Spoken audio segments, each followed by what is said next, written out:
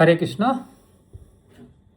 तो आज हम लोग चर्चा करेंगे कि एक भक्त ने प्रश्न किया कि संसार के लोगों से तो आकर्षण हो जाता है, संसार में प्रेम तो पैदा हो जाता है, लेकिन भगवान श्री कृष्ण के प्रति प्रेम नहीं हो रहा है। तो इसके लिए क्या कोई इंजेक्शन है? अगर कोई इंजेक्शन है जिससे हम लगवाएं और प्रेम कृष्ण के प्रति उत्पन्न हो जाए। तो देखिए, प्रश्न तो बहुत बढ़िया है। हम सब लोग इसी रोग से ग्रसित हैं कि हमको संसार के लोगों से प्रेम तो हो रहा है, लेकिन कृष्ण के प्रति प्रेम नहीं हो रहा है। तो क्या ऐसा कोई इंजेक्शन है क्या? देखिए, जब भव रोग हो जाता है संसार में, भव रोग मतलब मान लीजिए किसी को बहुत गहरा इन्फेक्शन हो गया हो, तो उसके लिए क्या किया जाता है? 1 mg 2 mg के टैबलेट से काम नहीं चलता है। तो क्या करते हैं? इंट्राविनस इंजेक्शन 1000 mg का डॉक्टर देता है, मतलब नसों में इंजेक्शन दे दिया जाता है ताकि वो जो इन्फेक्शन है वो समाप्त हो जाए।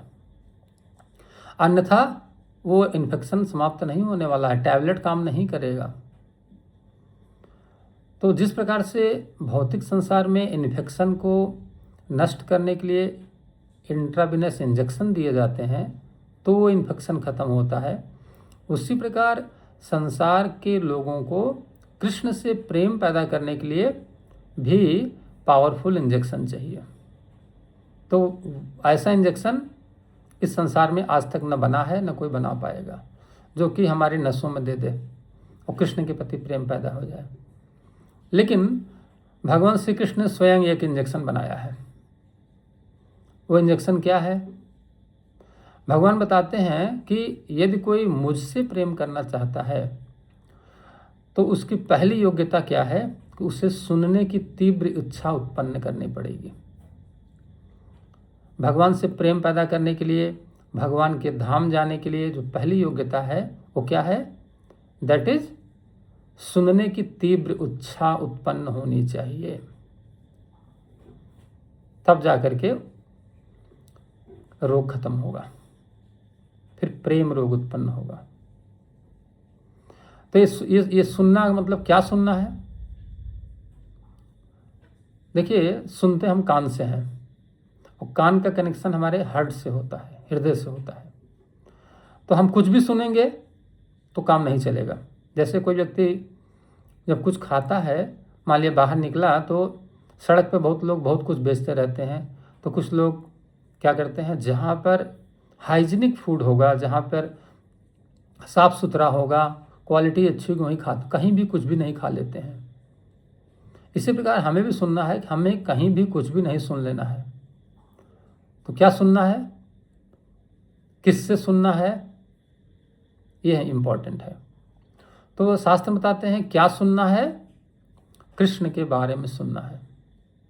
और किससे सुनना है? कृष्ण के प्रतिनिधि से सुनना है, किसी से नहीं सुन लेना है।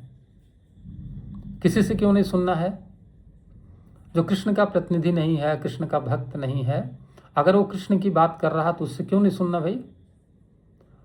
उससे इसलिए नहीं सुनना है क्योंकि वो कृष्ण के बारे में जब कुछ सुनाता है तो बदले में पैसा लेता है। तो उसका भाव क्या है? पैसा लेने का है। कृष्ण के प्रेम को वो नहीं सुनाना चाहता है। वो सुनाता जरूर आपको है, लेकिन उसका पर्पज, जैसे आजकल बहुत सारे भागवताचार्य हैं, बहुत सारे कथावाचक हैं, ये लोग क्या करते हैं? पैसा ले करके फिर प्रवचन करते हैं। तो वो सुनाते तो कृष्ण की बात है, लेकिन वो उस रोग खत्म नहीं कर सकता है, प्रेम रोग उत्पन्न नहीं कर सकता है। क्यों? क्योंकि ऐसे बताया जाता है, जैसे कि प्रभुपाद जी बताते हैं कि दूध में यदि सर्प ने अपना विष डाल दिया हो और कोई व्यक्ति उस दूध को पी ले तो क्या होगा? विष का प्रभाव पड़ेगा और व्यक्ति की मृत्यु हो जाएगी। तो दूध जो है खराब नहीं है, परंतु उसमें विष मिल गया है। ऐसे कृष्ण कथा खराब नहीं है, परंतु उसमें क्या कि आसक्ति का रोग लोगों ने लगा दिया है। जो सुनाने वाले हैं वो धन से उसको कैसा कर दिए? पॉइजनस कर दिए हैं धन लेकर के। क्योंकि भगवान के नाम को, कथा के भगवान के नाम का व्यापार करना, ये भी एक रोग, ये भी मतलब एक अपराध है। नाम के बल पर पाप करना एक अपराध है।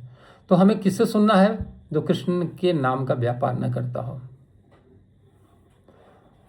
तो सुनने से क्या होगा? बताते हैं कि श्रवण ही ज्ञान का मूल आधार है। जब तक आप किसी के बारे में सुनते नहीं हैं, आपको उससे उसकी महिमा नहीं मालूम चलती, तो आपको उसके प्रति प्रेम नहीं होता है। जैसे नदियां तो बहुत सारी हैं, लेकिन लोग गंगा नदी में क्यों स्नान करते हैं? क्योंकि लोग जानते हैं गंगा नदी की महिमा क्या है।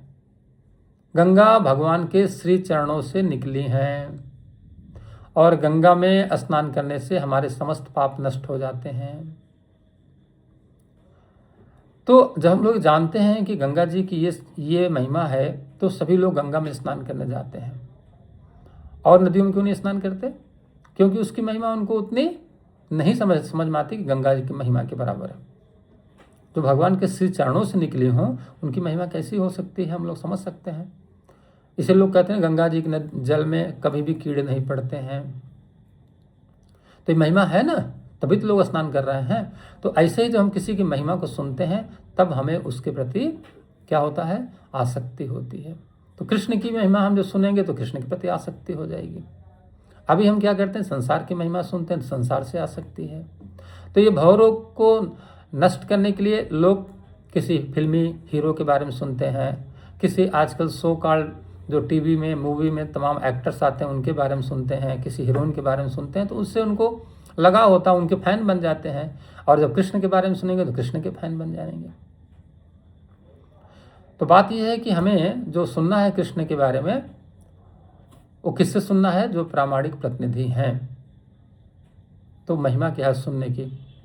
यही है कि अगर भगवान के धाम जाना है, भगवान से प्रेम करना है, तो पहला काम कृष्ण के प्रति सुनने की इच्छा उत्पन्न करनी है। कैसे सुनने के प्रति इच्छा उत्पन्न करनी है? जब आप भगवान का नाम प्रेम पूर्वक उच्चारण करते हैं, तो आप ही केवल भगवान का नाम नहीं सुनते हैं, भगवान भी अपना नाम सुनते हैं। आपको भगवान से जितना प्रेम होता है, उससे ज़्यादा भगवान को आपसे प्रेम हो जाता है। इसीलिए तो कहा जाता है कि भगवान के नाम का जब कोई प्रेम पूर्वक उच्चारण करता है, तो कृष्ण आपकी तरफ आकर्षित हो जाते हैं। इतना प्रेम हो जाता है। आप कृष्ण को चाहे देखें हो या मत देखें हो, कृष्ण भगवान आपको देखें या न देखें, लेकिन सुनने मात्र से ही प्रेम हो जाता है। ये नाम की महिमा होती है। बताते हैं कि एक बार की बात है कि प्रभुपाद जी बताते हैं कि कीनिया एक देश है जहाँ पर लोग ब्लैक कलर के होते हैं, काले रंग के। तो वहाँ पर क्या था कि एक मंदिर था जिसमें लोग भगवान कृष्ण की श्याम सुंदर की एक मूर्ति रखे थे। तो भगवान की जो मूर्ति थी वो ब्लैक कलर की थी, और भगवान और बगल में राधा रानी वाइट कलर की। तो क्या हुआ कि एक बार जो भक्त लोग थे वो वहाँ पर जब भगवान के मंदिर में पूजा पाठ कर रहे थे, भगवान का कीर्तन कर रहे थे, जब करके चले गए शाम के टाइम क्या हुआ, वहाँ पर कुछ डकैत लोग आए। वो डकैत लोग ब्लैक कलर के थे, काले रंग के थे। तो उन्होंने क्या किया, पुजारी को बांध दिया, और बांध करके मंदिर में गए और भगवान कृष्ण को जो आभूषण पहनाए गए थे वो उतारने लगे। जब उतारने लगे तो उनको मन में ख्याल आया कि आखिर है कौन है। तो उन्होंने पूछा पुजारी से, कौन है ये काला व्यक्ति, ये काले रंग की जो मूर्ति है, ये कौन है, किसकी मूर्ति है? तो उन्होंने कहा कि मेरे भगवान है। तो भगवान तुम्हारे काले हैं? और वो लोग भी काले रंग के थे। फिर उन्होंने पूछा कि ये बगल में कौन है? तो बोले कि ये गोरी लड़की कौन है बगल में? तो बोले हमारे भगवान की गर्लफ्रेंड है राधा रानी। अच्छा, तो मैंने काले की जो फ्रेंड है वो गोरी लड़की है? तो बोले हाँ। तो उन्होंने क्या किया, इतना प्रसन्न हुए कि अच्छा हम लोग काले हैं तो हमारी फ्रेंड भी कोई गोरा हो सकता है। ये सुन करके वो लोग जो आभूषण उतार रहे थे छोड़ के चले गए। तो प्रभुपाद जी बताए कि देखिए श्रवण करने का ये प्रभाव हुआ कि जो डकैती करने आया था वो छोड़ के चला गया, सुनने मात्र से कि ये भगवान कृष्ण ब्लैक कलर के हैं, माने श्याम रंग के हैं, और राधा रानी गोरे रंग की हैं। तो उनको समझ में आया कि हमें भी कोई गोरी लड़की मिल सकती है, और छोड़ के चले गए। तो श्रवण की महिमा सुने चले गए। ऐसे प्रभुपाद जी बताते हैं कि जब अमेरिका से प्रभुपाद जी भारत आए तो उन्होंने हरे कृष्ण उत्सव कई देशों में किया। जैसे उन्होंने दिल्ली में वहाँ किया, साउथ में किया, चेन्नई में किया, उन्होंने क्या किया, वो मुंबई में किया, फिर इसके बाद उन्होंने कलकत्ता में करना चाहा। तो कलकत्ता उसमें कम्युनिस्ट कंट्री, कम्युनिस्ट सिटीज है, तो वहाँ पर लोग क्या करते थे, लूटपाट ज़्यादा करते थे, धनवान लोगों का धन लूट करके गरीबों में बांट देते थे। तो यो जो आतंकवादी लोग थे ना, नक्सलाइट लोग थे, उन्होंने क्या किया, जब प्रभुपाद जी को देखा कि यहाँ पर एक बड़ा उत्सव ये करने जा रहे हैं हरे कृष्णा का, बड़े टेंट लग रहे हैं, बड़ा यहाँ पंडाल बन रहा है, तो उनको लगा कि ये लोग बड़े पैसे वाले लोग हैं। तो उन्होंने कहा कि अनाउंसमेंट किया कि फ्लाई एंड डाई, यहाँ से भाग जाओ नहीं तो मार दिए जाओगे। तो प्रभुपाद जी से भक्तों ने कहा, प्रभुपाद जी ये नक्सलाइट लोगों ने ऐसा संदेश दिया है कि यहाँ से सब छोड़ छाड़ के भाग जाओ नहीं तुमको मार दिया जाएगा। प्रभुपाद जी ने कहा कोई बात नहीं, तुम अपनी तैयारी करो। तैयारी चलती रही। इसके पश्चात क्या हुआ, जिस दिन पंडाल सज गया, जिस दिन कीर्तन हो रहा था, प्रभुपाद जी आए, स्टेज पर बैठे और भक्त लोग बैठ गए सामने।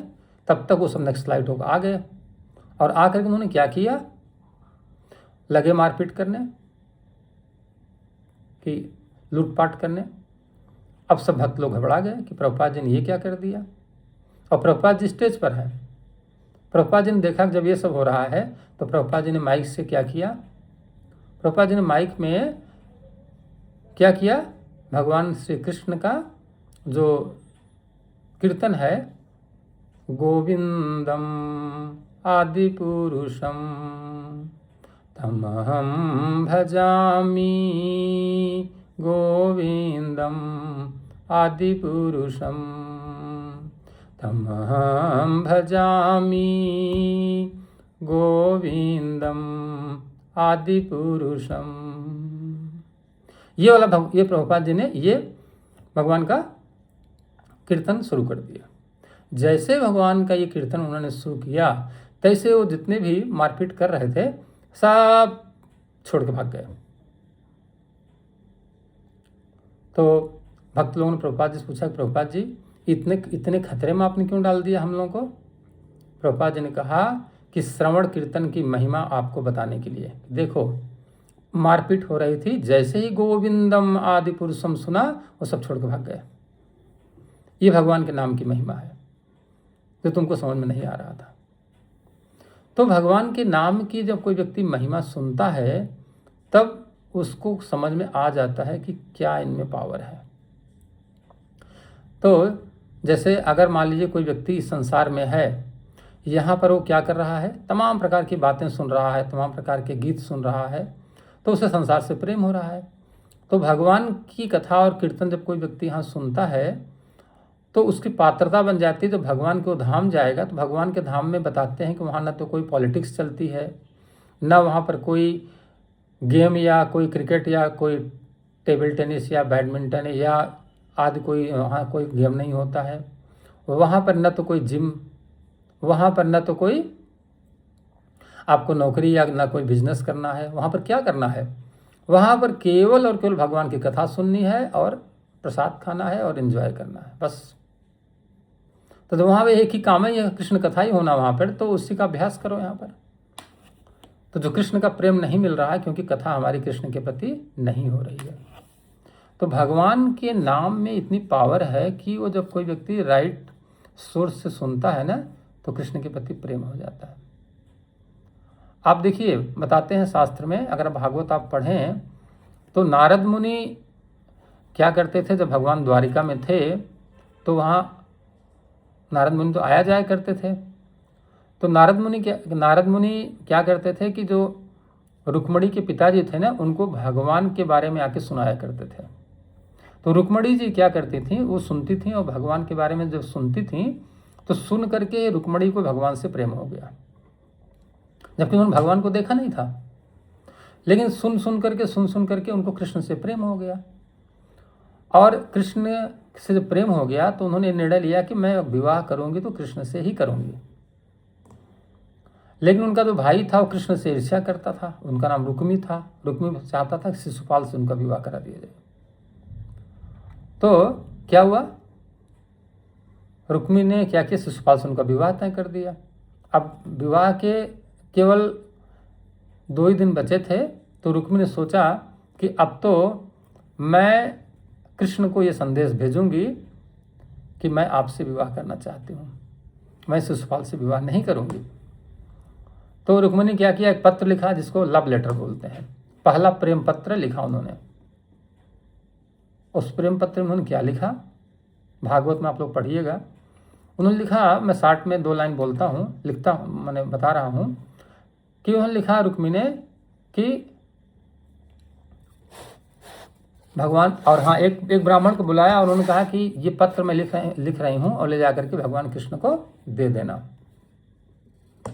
तो उस पत्र में उन्होंने क्या लिखा कि मैं एक निर्लज्ज कन्या हूँ, और मैं निर्लज्ज इसलिए नहीं हूँ कि मैं निर्लज्ज हूँ, क्यों इसलिए मैं निर्लज्ज हूँ क्योंकि आप के कारण मैं निर्लज्ज हो गई हूँ। आप में इतनी आकर्षण है कि आपको देखकर कोई भी कन्या निर्लज्ज हो जाएगी। तो आपके बारे में सुन करके, आपके सौंदर्य के बारे में सुन करके, आपके रूप के बारे में सुन करके, आपके ज्ञान के बारे में सुन करके, आपके बल के बारे में सुन करके, आपके यश के बारे में सुन करके मुझे आपसे प्रेम हो गया है। मैं आपसे विवाह करूंगी, अन्यथा मैं 1000 जन्म तक कुंवारी रहूंगी, पर विवाह करूंगी तो आपसे ही करूंगी। वो लव लेटर उन्होंने लिख करके ब्राह्मण को दिया और जाके भगवान को दे दो। वो ब्राह्मण लेके गया उन भगवान के पास, और भगवान को जब भगवान ने स्वागत किया और भगवान ने बताया क्या बात है, बताया कि रुक्मिणी ने आपके लिए प्रेम पत्र भेजा है। भगवान ने कहा पढ़ के सुनाइए। उन्होंने कहा नहीं महाराज, आपका पत्र है, आप पढ़िए। नहीं, आप सुनाइए, मैं पढ़ना, मैं इतना बेचैन हूँ कल से कि जितना वो मुझको याद कर रही उतना मैं भी उसका चिंतन कर रहा हूँ। तो पढ़ के सुनाया और भगवान ने उसी वक्त निर्णय लिया कि अभी भी मैं तुरंत जाऊंगा और रुक्मिणी का अपहरण करके लाऊंगा। और भगवान ने वही किया। तो कहने का मतलब क्या है, जितना रुक्मिणी भगवान को याद करती थी, नाम लेकर पुकारती थी, उतना ही भगवान भी उनको याद करने लगे। तो कृष्ण के नाम में ये पावर है कि भगवान जितना आप भगवान को याद करेंगे उतना ही भगवान आपको याद करेंगे। तो ये नाम की महिमा होती है। नाम करता क्या है, नाम 3 काम करता है। नाम शोक, मोह और भय को नष्ट कर देता है। शोक का मतलब पास्ट टाइम, जो बीत गया, जिसको लेकर के हम लोग दुखी रहते हैं कि जो अरे हमको ये चीज़ नहीं मिली, ऐसा हुआ होता तो ये हो जाता, मेरे पास ये नहीं था, नहीं तो मैं ये कर डालता। तो व्यक्ति शोक करता रहता है भूतकाल की चीज़ों को लेकर के। तो भगवान के नाम का श्रवण करने से पहले शोक नष्ट होता है, नहीं पास्ट टेंस की चीज़ चली जाती हैं। इसके बाद भविष्यकाल का भय बना रहता है कि अगर मेरे पास धन नहीं होगा तो मैं जब बुढ़ापे में जाऊंगा तो कैसे मेरी दवा चलेगी, मेरे बच्चों का क्या होगा, मैं इस संसार में नहीं रहूँगा तो मेरी पीढ़ियों क्या होगा। ये जो भय रहता भविष्य को लेकर के, ये नष्ट हो जाता है। और जो मोह है वर्तमान से, इतनी आसक्ति है संसार से, वो नष्ट हो जाता है। तो भगवान के नाम और भगवान के रूप और भगवान की लीला और भगवान के गुण का श्रवण करने मात्र से शोक, मोह और भय नष्ट हो जाते हैं। ये भगवान के नाम की महिमा है। इसीलिए कहते हैं कि श्रवण हमें जितना अधिक से अधिक आप श्रवण कर सकते हैं करिए। देखिए, श्रवण करते समय यदि आपको नींद आ रही है, कथा सुनते समय नींद आ रही है, तब भी आपको फायदा है। और अगर किसी को नींद नहीं आ रही है तो कथा सुनता रहेगा तो उसको नींद आ जाएगी। तो नींद आने का मतलब क्या हो रहा है, नींद आने का मतलब हो रहा है कि अभी हमें भगवान से प्रेम नहीं है, तभी तो नींद आ रही है ना। जिस चीज़ में आकर्षण होता है, जिस चीज़ में रुचि होती है, उसमें नींद नहीं आती है। लेकिन सुनते रहने से वो क्या करता है, वो इंजेक्शन क्या करता है, हमारे इन्फेक्शन को नष्ट करता है। जैसे वहाँ पर भौतिक रोग लगा हुआ था और भौतिक रोग हमारा नष्ट हो गया, वैसे ही ये श्रवण मात्र से क्या होगा, हमारे हृदय में जो विकार हैं वो सब नष्ट हो जाते हैं। भागवत माता है, स्वकथाम शृण्वताम स्वकथाम कृष्णम पुण्य श्रवण कीर्तनम हृदयस्थंतो हृदनामी। उसमें आता है कि हृदय में जो हमारे विकार हैं वो कैसे होते हैं, सब नष्ट हो जाते हैं। कैसे, स्वकथाम शृण्वताम स्वकथाम कृष्णम, भगवान की कथा का श्रवण करने मात्र से, क्योंकि श्रवण की पावर होती है। तो आजकल लोग क्या है ना, आजकल आप देखिए, आजकल किसी व्यक्ति का जो समस्या वो ये नहीं है कि उसके पास धन नहीं है, कि उसके पास पावर नहीं है, पोजीशन नहीं है। प्रॉब्लम क्या पता है? प्रॉब्लम ये है कि हर व्यक्ति का लक्ष्य स्पष्ट नहीं है। किसी से पूछिए आप कि आपके जीवन का क्या लक्ष्य है, तो कोई बोलेगा मुझे अपना कैरियर बनाना है, कोई बोलेगा मुझे पॉलिटिकल कैरियर बनाना है, कोई बोलेगा मुझे प्रमोशन चाहिए, कोई बोलेगा मुझे धन चाहिए, कोई बोलेगा मुझे बिल्डिंग चाहिए, कोई मुझे बिजनेस चाहिए। तो सबके लक्ष्य जो हैं, एक ही आदमी सब कुछ चाहता है। एक जो कैरियर बनाना चाहता है उसी से आप पूछेंगे तो भाई कैरियर बनाने के लिए आपको क्या चाहिए? भाई मैं डॉक्टर बनना चाहता हूँ। ठीक है, डॉक्टर बन गए आप। अब अगर आपका गोल डॉक्टर बनना था तो अब आप फिर करोड़पति अरबपति बनने के चक्कर में क्यों पड़े? अब मान लो डॉक्टर तो बनेंगे, करोड़पति अरबपति बनेंगे। अच्छा, और फिर हमारा यश भी होना चाहिए और हमारे पास बहुत प्रॉपर्टी भी होनी चाहिए। मतलब उसी व्यक्ति को स्पष्ट नहीं कि उसको क्या चाहिए। ऐसे हर व्यक्ति का आज जीवन का गोल स्पष्ट नहीं है। तो जीवन का गोल क्या होना चाहिए? हमें जीवन के गोल, हमारा जीवन का गोल एक ही होना चाहिए। वो क्या है? कृष्ण प्रेम चाहिए। प्रेम बिना व्यर्थ मेरा दरिद्र जीवन। ये मेरा जो जीवन है ना, दरिद्र जीवन, ये व्यर्थ है यदि कृष्ण का प्रेम नहीं मिला तो यदि कृष्ण का प्रेम मिल गया तो सब कुछ मिल गया। तो जो व्यक्ति आज इस संसार में कृष्ण के प्रति प्रेम पैदा करने के लिए अपना लक्ष्य स्पष्ट नहीं किया, इसका मतलब क्या है? उसका जीवन का लक्ष्य स्पष्ट नहीं है, वो परेशान रहेगा। इसलिए श्रवण की बहुत महिमा है और प्रहलाद महाराज ने भी यही बात बताई है शास्त्र में, भागवत में, कि क्या बताया? नवधा भक्ति में पहली चीज बताई है श्रवण। श्रवणम कीर्तनम विष्णु स्मरणम पाद सेवनम अर्चनम वंदनम दास्यम साख्यम आत्मा निवेदनम। नवधा भक्ति में उन्होंने पहला चीज श्रवण बताया है, क्योंकि श्रवण से ही हमारा ज्ञान का आधार शुरू होता है। आप किसी के बारे में कुछ सुनेंगे नहीं तो आपको मालूम कैसे चलेगा? चाहे वो भौतिक संसार के व्यक्ति हो, चाहे आध्यात्मिक। तो इसलिए श्रवण की बहुत महिमा है। हमें जितना अधिक से अधिक सुनना चाहिए। अगर आपको पढ़ना और आपको सुनना हो तो क्या प्रेफरेंस लेना चाहिए? देखिए, पढ़ना सुनना दोनों ही सुनना है, लेकिन सुनने का महत्व तो ज़्यादा है, पढ़ने का महत्व तो कम है। क्यों? क्योंकि जब आप सुनते हैं तो किसी के सामने देखते हैं तो आप उसका साक्षात्कार भी करते हैं, लेकिन पढ़ने में, किताब में तो आपको कोई व्यक्ति दिखाई नहीं पड़ता है। लेकिन जब आप पढ़ते हैं तो इसका ये मतलब नहीं हुआ कि आपको नहीं पढ़ना चाहिए। पढ़ना है, क्योंकि जब आप पढ़ेंगे नहीं तो आपको मालूम कैसे चलेगा। लेकिन श्रवण की महिमा ज़्यादा है। अगर कोई व्यक्ति मान लीजिए पढ़ा लिखा नहीं है तब वो कैसे जानेगा? इसलिए भगवान ने 2 कान दिए हैं। पृथु महाराज ने क्या निवेदन किया था भगवान से जब भगवान का दर्शन हुआ? प्रभु, मुझे 2 कान से काम नहीं चल रहा है, मुझे हजारों कान चाहिए। आपकी कथा का श्रवण मैं ताकि हजारों कान से करता रहूं, इतना इसमें रस है। गोपियां जब भगवान कृष्ण के बांसुरी की आवाज़ पे रात में गई थीं तो भगवान ने कहा, तुम रात में क्यों आई? तुमको यहाँ आने के लिए किसने बुलाया? एक सभ्य, एक नारी अपना घर छोड़ के रात को 12 बजे कहीं जंगल में जाती है? तो गोपियों ने कहा, आप ही ने तो बुलाया है बांसुरी की आवाज़ दे करके। भगवान ने कहा, मैंने तो नहीं बुलाया। गोपियों ने कहा, यहाँ बुला करके अब आप मुझसे ये कह रहे हो कि यहाँ से चले जाओ? मैं चली जाऊंगी, लेकिन जो मेरा मन तुमने चुरा लिया है वो वापस कर दो, क्योंकि मैं जाकर वहाँ घर पे क्या करूँगी? मेरा शरीर तो वहाँ जाएगा, मन तो तुम्हारे पास रहेगा। तो भगवान ने कहा कि अगर तुमको इतना ही प्रेम था मुझसे, तो जो प्रेम में पागल होता, प्रेम में विरही हो जाता है, वो फिर जीना नहीं चाहता है। विरह में लोग कभी कभी क्या करते हैं? अपने प्राण निकाल देते हैं। तो तुमने अपना प्राण क्यों नहीं निकाला अगर तुमको मुझसे इतना प्रेम था तो गोपियाँ बहुत सुंदर जवाब देते हैं कि प्रभु, मैं प्राण निकालना चाह रही थी, लेकिन मैंने आपकी कथा का जो श्रवण किया ना, उस कथा के श्रवण के पावर से मुझे अमृत मिल गया है और उस अमृत कारण मेरे प्राण ही नहीं निकल रहे थे। तो क्या है? कथा अमृत उसको बोलते हैं। भगवान के नाम की कथा अमृत होती है, अमृत। तो कथा का अमृत का अगर कोई पान कर लेता है तो प्राण ही नहीं निकलते हैं। ये पावर होती है श्रवण की। इसलिए इस संसार में यदि किसी को प्रेम पैदा करना है, प्रेम धन चाहिए, तो क्या करना है? श्रवण अधिक से अधिक करना, खूब श्रवण करिए, जितना अधिक से अधिक आप श्रवण कर सकते हैं करिए, कृष्ण का प्रति प्रेम हो जाएगा। तो अगर कोई व्यक्ति वास्तव में इस संसार के प्रति आसक्ति समाज से खत्म करके भगवान के प्रति आसक्ति पैदा करना चाहता है, तो उसे क्या करना चाहिए? अधिक से अधिक कृष्ण के बारे में सुनना चाहिए। भगवान भगवद गीता में बोलते हैं कि मय्यासक्त मना पार्थ योगम युञ्जुन्मदाश्रय असंशयम समग्रम माम यथा ज्ञास्यस्तथा शृणु।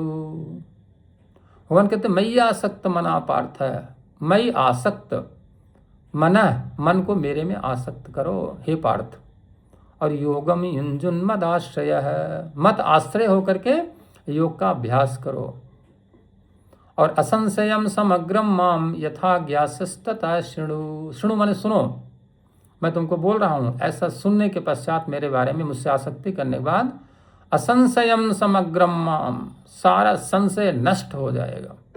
और समग्रम माने कंप्लीटली, समग्रम पूरा भौतिक आध्यात्मिक संसार की जितनी सारी चीजें हैं सब कुछ तुम प्राप्त करो। असंशयम समग्रम माम यथा ज्ञास्यस्तथा शृणु, सब कुछ तुम प्राप्त कर लोगे। तो कुछ बचते ही नहीं है भगवान की कथा आगे सुनने के बाद। इसलिए हमें श्रवण पर विशेष ध्यान देना चाहिए। संसार की बातों को हमें सुनने के लिए कोई भी रुचि नहीं उत्पन्न करना चाहिए। और कहाँ से सुनना है? भगवान के प्रतिनिधि सुनना है। और कहाँ से पढ़ना है? भगवद गीता और भागवत पढ़ना है।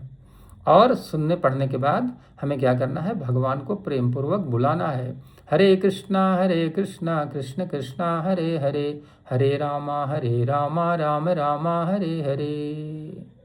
जब आप इसको बुलाते हैं तो कृष्ण भी आपको पुकारते हैं, कृष्ण भी आपके प्रति आकर्षित हो जाते हैं, क्योंकि ये जो दिव्य ध्वनि है ना, वो गोलोक वृंदावन तक जाती है और भगवान भी मजबूर हो जाते हैं आपके प्रति प्रेम देने के लिए। तो ये श्रवण की महिमा हम लोगों ने जो आज सुना है वो हमारे इस भाव रोग को नष्ट करके और कृष्ण के प्रति प्रेम पैदा करेगी। इसलिए श्रवण को हमें नित्य निरंतर सदैव करते रहना चाहिए। कीर्तनीय सदा हरि। हरे कृष्ण। विश्व गुरु श्रील प्रभुपाद की जय।